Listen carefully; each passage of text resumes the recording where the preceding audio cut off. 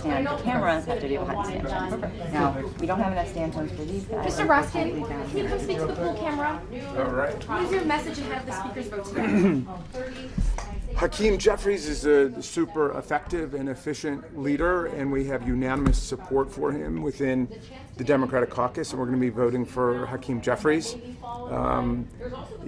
Jim Jordan is not without political talent, as you can see from his astonishing run for Speaker right now, but he is a MAGA extremist who is in direct contact with Donald Trump on a continuous, constant basis. He's anti-choice, he's anti-environment, and so it would basically cement the transformation of the Republican caucus into a pro-Trump MAGA party. Do you think there's a chance of a bipartisan coalition today? Well, I think if this doesn't work with Jim Jordan, yes. I mean, and we certainly promote and favor a bipartisan solution to this. I think that Hakeem Jeffries would be somebody that the Republicans can work with. He's he's true to his word. He's super well organized. He's legislatively prolific. So, that's our solution. But if they find it indigestible to vote for a Democrat, there are lots of Republicans that I, speaking for myself, could support. I would think that Liz Cheney would be the natural compromise candidate. She was the chair of the Republican conference, the number 3 person in their hierarchy, and if they couldn't vote for Liz Cheney, that would be a hell of a statement about the condition of their party.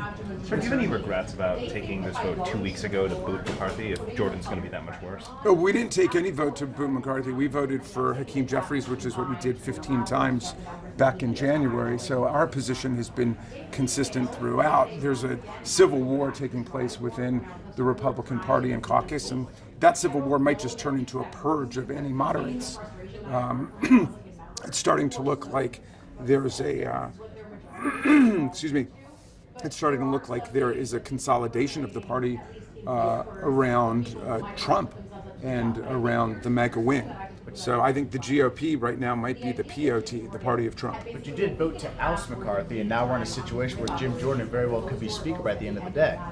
So again, our position's been consistent throughout. We're for Hakeem Jeffries for Speaker. We're for the Democratic majority in America, which believes in pro-choice, which believes in reasonable gun safety laws like the universal violent criminal background check, that believes that science is real and climate change is a major threat to our society. We need to get back to work for the American people, and that's where the Democratic caucus has always been, and that's where we are today. In terms of bipartisan coalition, though, you mentioned Liz Cheney as a potential person that you would like to see Republican support.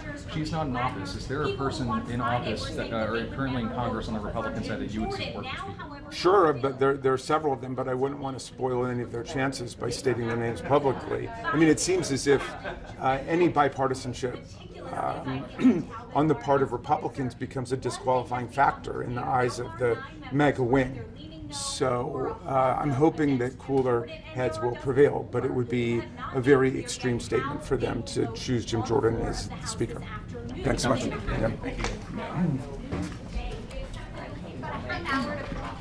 Sorry, you find the thing maybe taller than